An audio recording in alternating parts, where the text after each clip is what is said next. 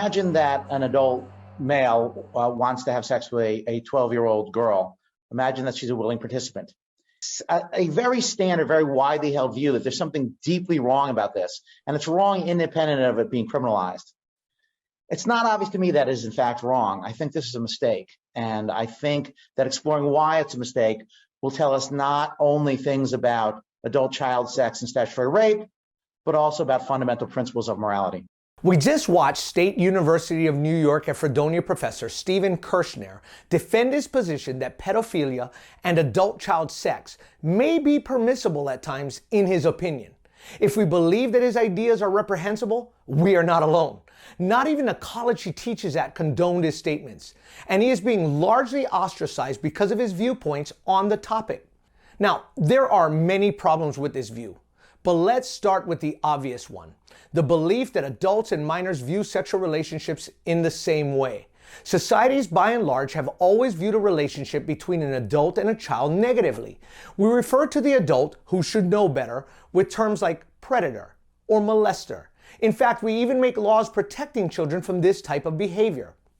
Now, statutory rape and age of consent laws may vary in some ways. For instance, the typical age of consent in Nigeria is 11 years old, but in South Korea, it is 20 years old. In America, it usually ranges between 16 to 18 years of age.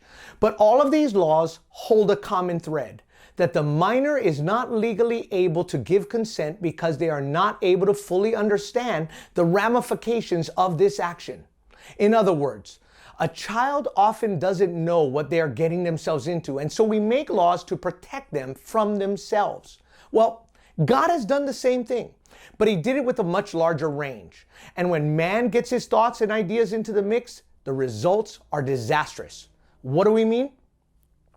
God has set up the boundary within which a sexual relationship is permissible. In a word, marriage. In biblical days, marriages could only take place once a person passed puberty. Once young men turned 13, they would usually take on a trade and start working to be able to sufficiently provide for themselves and a family. Young women were able to be married as well, once they were able to bear children.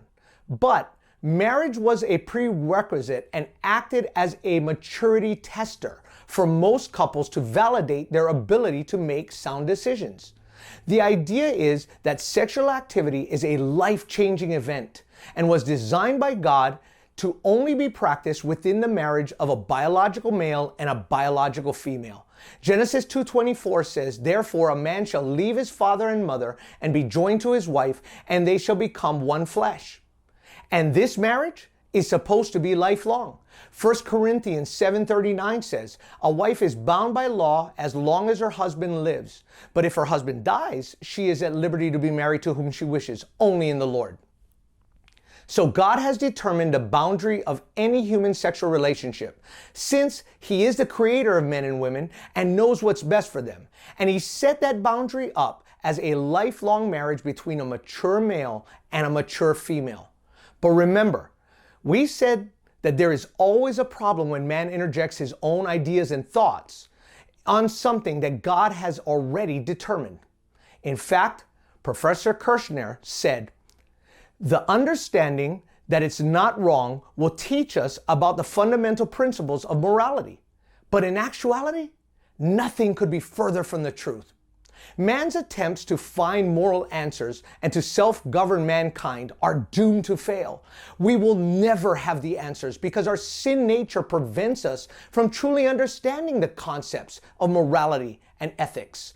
1 Corinthians 1:18-20 says, "For the message of the cross is foolishness to those who are perishing, but to us who are being saved it is the power of God. For it is written, I will destroy the wisdom of the wise and bring to nothing the understanding of the prudent." Where is the wise? Where is the scribe? Where is the disputer of this age? Has not God made foolish the wisdom of this world? Now the word message, logos in the Greek, means word or speech or language. And foolishness is where we get our word moronic from. It's moria, and it means idiotic. In other words, God's ways and words are often viewed as foolishness to the world. So he throws down the gauntlet with 4 questions. Where is the wise? Where is the scribe? Where is the disputer of this age? Has God not made foolish the wisdom of this world? Now, we could argue that we are more educated than when we were in biblical times and when the Bible was written. But we certainly aren't any more moral. We have more means to help people now, but we are more selfish than ever. We have more psychology and educational systems, yet human behavior waxes worse and worse. All this supposed human wisdom has not benefited mankind one solitary bit. All we have done as people is come up with more and more ways to excuse our sinfulness, and Professor Stephen Kershnar is no exception. The bottom line is that God deeply cares about children and promised the most severe punishment to those who would cause them harm. In fact, Jesus taught in Matthew 18:6, "Whoever causes one of these little ones who believe in me to sin, it would be better for him if a millstone were hung around his neck and he were drowned in the depth of the sea." Obviously, this is much wider than pedophilia. But taking advantage of a child in a sexual manner is certainly within the scope of this verse, and anyone who teaches otherwise should beware. God is the author of morality, and therefore what he says goes. And I, for one, would much rather go with God than go it alone. This is Frank from Reasons for Hope. Aloha.